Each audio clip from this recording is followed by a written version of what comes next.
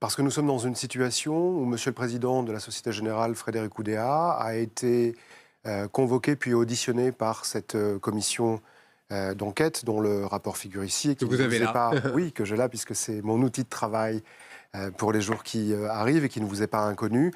Et que dans le cadre de cette commission d'enquête, le président donc, de la Société Générale, Frédéric Oudéa, a témoigné sous serment, répondant à des questions qui sont tout à fait précises et qu'il y a vraisemblablement, au vu des éléments qui ont été dévoilés au cours des jours écoulés, un sujet de parjure. Et si tel est bien le cas, des suites seront données. Vous, selon vous, et vu ce que vous avez sous la main, c'est-à-dire le rapport, vu les faits qui sont reprochés aujourd'hui à Frédéric Oudéa, il y a parjure? Il ne m'appartient absolument pas de trancher là-dessus à ce stade-là. Ce que je sais, c'est que je suis mandaté par monsieur le rapporteur Bocquet de la commission sénatoriale sur le rôle des banques dans l'évasion fiscale, que des questions ont été posées, je vous le redis, à Frédéric Oudéa, et ces questions sont très simples. Y a-t-il, oui ou non, une activité de la Société Générale dans des paradis fiscaux?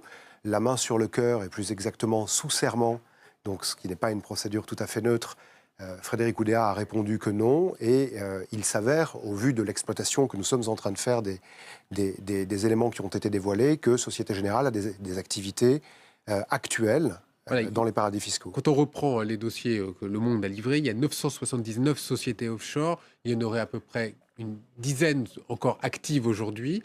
Ce qui a été fait pendant cette commission, c'était en 2012. Donc, si on estime aujourd'hui, quand vous regardez la déclaration qui a été faite par le président à l'époque de la Société Générale, il ne peut y avoir que parjure. Ça tombe presque sous le sens, maître. Il appartiendra aux juges s'ils sont saisis, et cela dépend de la commission, et plus exactement du sénateur Éric Bocquet, de décider si les juges doivent être saisis ou pas, sous les réserves de prescription. C'est au bureau du Sénat de se décider ou c'est à vous de faire les démarches auprès de la justice? Non, alors, C'est là où, à moi on comprend pas personnellement, vous comprenez que non. Je suis un avocat, je suis mandaté par un sénateur de la République, lequel sénateur de la République rencontre une difficulté avec le fait d'avoir auditionné une personne sous serment, se rendant compte aujourd'hui que cette personne, en la personne de Frédéric Oudéa, a vraisemblablement menti, c'est-à-dire s'est parjuré. Le parjure, puisqu'on parle d'un serment, ce qui n'est pas neutre, ce n'est pas une déclaration sur un plateau de télévision ou une conversation entre amis. Et donc, partant de là, les suites qui seront données dépendent de l'exploitation que nous sommes en train de faire des activités de la Société Générale dans les paradis fiscaux. Mais la déclaration, pour répondre clairement à votre question, est particulièrement claire. D'après le président Frédéric Oudéa, il n'y avait plus aucune activité de la Société Générale dans ces paradis fiscaux, ce que nous savons aujourd'hui être faux. Alors ensuite, il y a des sujets sur la communication de la Société Générale sur lesquels vous aurez peut-être envie que nous nous penchions quelques minutes. Sûr. On va vous expliquer, et on a déjà commencé à le faire, que ça c'était avant, maintenant tout a bien changé. Nous sommes en train de fermer. Il y en avait beaucoup au cours des dernières années. C'est ce qu'il a dit au ministre des Finances hier. Le ministre des Finances, Michel Sapin, dit Frédéric Oudéa va me donner les pièces. On va examiner les pièces. Donc, Mais alors tout va bien. voilà. Si Frédéric Oudéa va les donner au ministre Sapin qui va les examiner, tout va bien. Vous savez, à ce stade-là, vous ne m'invitez sans doute pas par hasard. J'ai une habitude assez ancrée des sujets Société Générale depuis un certain nombre d'années.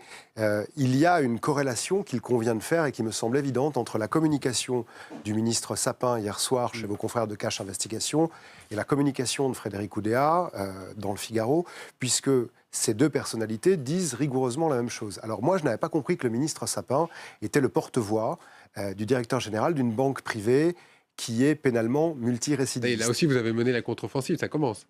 Mais ce n'est pas une question de commencer, c'est qu'entendre le ministre Sapin dire « Société Générale s'est engagée à la plus grande transparence » quand il échoua à M. Michel Sapin d'aller récupérer 2,2 milliards d'euros sur l'argent public qui ont été indûment donnés à la Société Générale dans le cadre d'autres affaires, permettez-moi de sourire un tout petit peu. Et puis, vous savez, j'ai eu l'occasion d'y travailler et d'y réfléchir aujourd'hui quelques instants. La communication de la Société Générale dans le cadre de cette énième affaire qui l'affecte n'est ni plus ni moins qu'un copier-coller des communications antérieures. C'est-à-dire, on vous dit « Oh, mais c'était il y a 20, 30 ans, maintenant ce n'est plus comme ça, tout est en train de changer. » Il nous reste 30 secondes. Qu'est-ce qui peut risquer aujourd'hui Frédéric Oudéa sur le plan pénal? Alors, sur le plan pénal, il risque 75 000 euros d'amende, ce qui est une paille pour un banquier de son niveau et à l'échelle de la Société Générale. Et ce qu'il risque, c'est ailleurs. C'est que Frédéric Oudéa est par ailleurs le président de la Fédération française des banques et il est le directeur général de la Société Générale. S'il a menti devant la représentation nationale, il faudra qu'il rende des comptes à cet égard. Et je crois que c'est l'objectif de monsieur le sénateur Éric Bocquet. Poussé à la démission ? Il ne m'appartient pas de répondre là-dessus. Ce que je puis vous dire à ce stade-là des recherches qui sont les nôtres, c'est que Société Générale se retrouve à nouveau dans une nasse et que les protections dont elle semble, et les mots que j'utilise sont des mots qui sont clairs, les protections dont elle semble